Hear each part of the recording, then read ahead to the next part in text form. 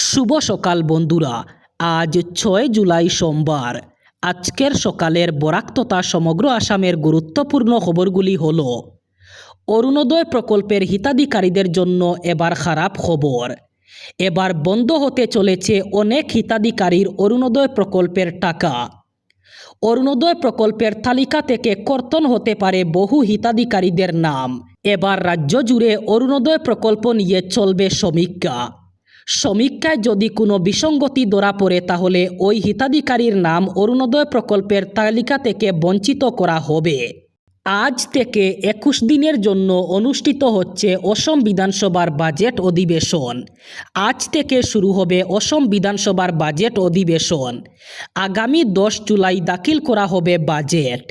21 দিন ধরে চলবে এই বাজেট অধিবেশন। এবার অসম বিধানসভায় এবার থেকে উপলব্ধ থাকবে 4টি ভাষা।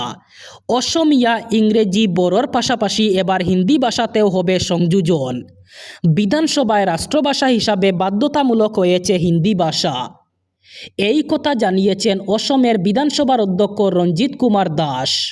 উচ্চ শিক্ষায় বেসরকারি বিনিয়োগ বাড়াতে একাধিক গুরুত্বপূর্ণ নীতিগত সংস্কারের অনুমোদন দিল অসম মন্ত্রিসভা। মুখ্যমন্ত্রী হিমন্ত বিশ্ব শর্মা জানিয়েছেন, নতুন নীতির ফলে রাজ্যে বেসরকারি বিশ্ববিদ্যালয় স্থাপন করা আরও সহজ হবে এবং স্বনামধন্য শিক্ষা প্রতিষ্ঠানগুলিকে বিনিয়োগে উৎসাহিত করা হবে। এক্সে করা এক পোস্টে মুখ্যমন্ত্রী বলেন, অসমের পূর্ণ সম্ভাবনাকে কাজে লাগাতে আমরা মানসম্পন্ন উচ্চশিক্ষার সুযোগ আরও বাড়াতে চাই। সেই লক্ষ্যেই স্বনামধন্য বেসরকারি শিক্ষা প্রতিষ্ঠানের সঙ্গে অংশীদারিত্ব গড়ে তুলতে আগ্রহী। তিনি জানান, মন্ত্রিসভা বেসরকারি বিশ্ববিদ্যালয় স্থাপনের জন্য ন্যূনতম জমির প্রয়োজনীয়তা যুক্তিসঙ্গতভাবে কমিয়েছে, বাধ্যতামূলক এন্ডাওমেন্ট ফান্ডের পরিমাণ হ্রাস করেছে এবং বেসরকারি বিনিয়োগ আকর্ষণে বিভিন্ন নিয়ম আরও সহজ করেছে। গাড়ির জ্বালানি বিশেষত পেট্রোলে ইথানল মিশানো নিয়ে গোটা দেশেই হইচই চলছে। প্রশ্ন উঠছে, ইথানল মিশ্রিত পেট্রোল কি গাড়ির ক্ষতি করছে?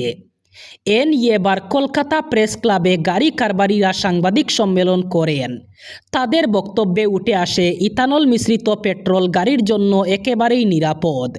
তবে পুরনো গাড়িতে এই মিশ্রিত তেল ব্যবহারের ফলে 3 থেকে 4% মাইলেজ কমছে, যদিও এটিকে নগণ্য বলে দাবি ব্যবসায়ীদের। প্রেস ইনফরমেশন ব্যুরো কলকাতা আয়োজিত এদিনের সাংবাদিক সম্মেলনে উপস্থিত ছিলেন ইন্ডিয়ান অয়েল ডিলার্স ফোরামের রাজ্য সম্পাদক কুশল বাজোরিয়া। তারা বলেন, ইথানলের ব্যবহার দীর্ঘদিন ধরেই গোটা পৃথিবীতে হচ্ছে। এটা নতুন কোনো বিষয় নয়।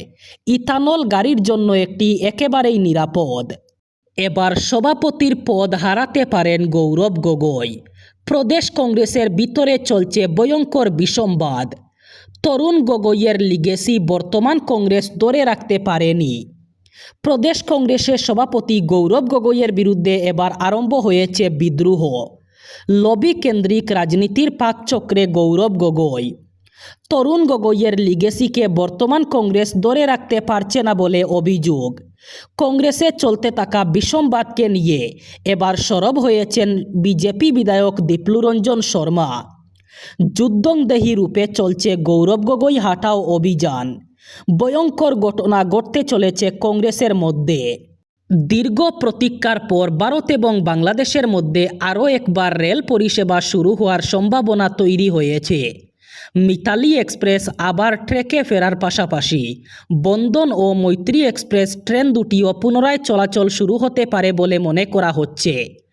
দুই দেশের মধ্যে কূটনৈতিক স্তরে আলোচনা এবং বাংলাদেশে ভারতীয় ভিসা কেন্দ্রগুলি পুরোদমে চালু হওয়ার পর এই আশা আবার জোরদার হয়েছে। সূত্রের খবর, দুই দেশের রেল আধিকারিকদের মধ্যে লাগাতার বৈঠক চলছে। ট্রেনের রুট, ট্র্যাকের পরিস্থিতি এবং অন্যান্য প্রয়োজনীয় পরিকাঠামো খতিয়ে দেখা হচ্ছে। সমস্ত প্রস্তুতি সময়মতো সম্পন্ন হলে চলতি মাসের মধ্যেই এই ট্রেন পরিষেবা আবার চালু হতে পারে।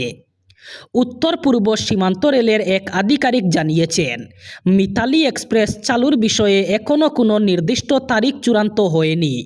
উচ্চ পর্যায়ের নির্দেশে ট্র্যাক ও অন্যান্য পরিকাঠামোর পরিস্থিতি মূল্যায়ন করা হচ্ছে। রাম মন্দিরে দান সংক্রান্ত জালিয়াতির ঘটনার রেশ কাটতে না কাটতেই এবার হিন্দুদের আরও এক পবিত্র তীর্থস্থান বদ্রীনাথে অনুদানের টাকা চুরির অভিযোগ উঠল। এই গুরুতর অভিযোগ প্রকাশ্যে আসতেই শোরগোল পড়েছে দেশ জুড়ে। ঘটনার গুরুত্ব বুঝে তড়িঘড়ি উচ্চ পর্যায়ের তদন্তের নির্দেশ দিয়েছে বদ্রীনাথ কেদারনাথ মন্দির কমিটি। ভৈরব সেনা নামের একটি হিন্দু সংগঠনের তরফে মন্দির কমিটির কার্যনির্বাহী আধিকারিক সুহন সিং রাঙ্গারের কাছে একটি চিঠি পাঠানো হয়। সেখানে অভিযোগ করা হয় মন্দির কমিটির চেয়ারম্যান হিমন্ত দ্বিবেদীর ব্যক্তিগত সচিব বদ্রীনাথ মন্দিরের প্রণামী অথবা দানের টাকা চুরির সঙ্গে সরাসরি যুক্ত। অভিযোগকারী সংগঠনের দাবি, এই বিষয়ে আগে চেয়ারম্যানকে জানানো হলেও তিনি কোনো ধরনের পদক্ষেপ নেননি। পুরো বিষয়টি খতিয়ে দেখতে সিসিটিভি ফুটেজ পর্যালোচনার দাবিও তোলা হয়েছে। তৃতীয় মোদী সরকারের 2 বছর পূর্তির পর থেকেই কেন্দ্রীয় মন্ত্রিসভায় সম্ভাব্য রদবদল নিয়ে রাজনৈতিক মহলে জোর চর্চা শুরু হয়েছে। বিজেপির অতীতের ধারা অনুযায়ী প্রধানমন্ত্রী হিসাবে নরেন্দ্র মোদীর মেয়াদের প্রায় 2 বছর পরই মন্ত্রিসভায় বড় ধরনের পরিবর্তন আনা হয়ে থাকে। অন্যদিকে বিজেপির সর্বভারতীয় সভাপতি হিসাবে নীতিন নবীনের দায়িত্ব গ্রহণের 5 মাস পেরিয়ে গেলেও এখনও নতুন সাংগঠনিক টিম ঘোষণা করা হয়নি। ফলে কেন্দ্রীয় মন্ত্রিসভা এবং দলের সাংগঠনিক রদবদল একসঙ্গেই হতে পারে বলে মনে করা হচ্ছে। বিজেপি সূত্রের দাবি, বর্তমান মন্ত্রিসভা থেকে কয়েকজন প্রবীণ ও গুরুত্বপূর্ণ নেতাকে দলের সাংগঠনিক দায়িত্বে আনা হতে পারে। পাশাপাশি কয়েকজন মন্ত্রীর পরিবর্তে নতুন মুখকে সুযোগ দেওয়ার সম্ভাবনাও রয়েছে।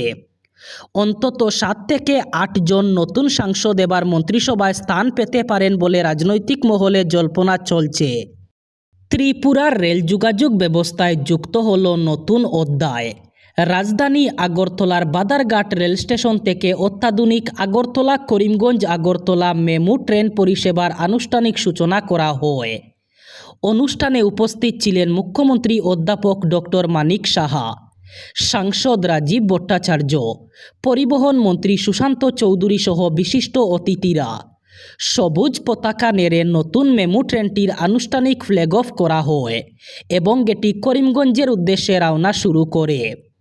সামাজিক মাধ্যমে পরিবহন মন্ত্রী বলেন, যাত্রীদের দ্রুত, নিরাপদ এবং আরামদায়ক যাতায়াত নিশ্চিত করতেই এই অত্যাধুনিক মেমু ট্রেন পরিষেবা চালু করা হয়েছে। এবার বরাক উপত্যকার 3 জেলার আজকের আবহাওয়ার খবর। আজ 6 জুলাই সোমবার বরাক উপত্যকার 3 জেলায় হালকা বৃষ্টির সম্ভাবনা।